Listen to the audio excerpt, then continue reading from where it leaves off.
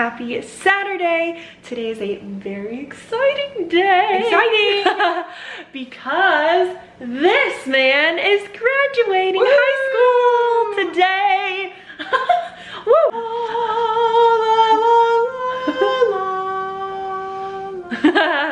Oh, it's so exciting. I'm so proud of you.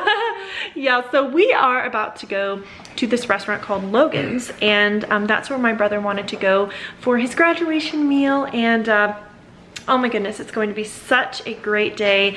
And we have this beautiful cake and decorations around our home. It's just going to be such an awesome day. So we're just about to leave right now. This is what I'm wearing, just this really pretty dress. And then these are the shoes I'm wearing with this dress. So this is kind of like a dark navy blue. So I thought that it would be a great color and a great dress for this occasion. But we actually have a tornado warning right now.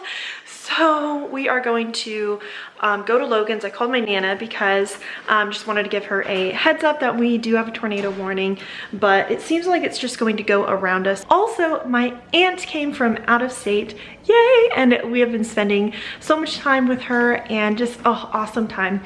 And she's going to be there at the meal as well. So this will be really fun. Are you excited?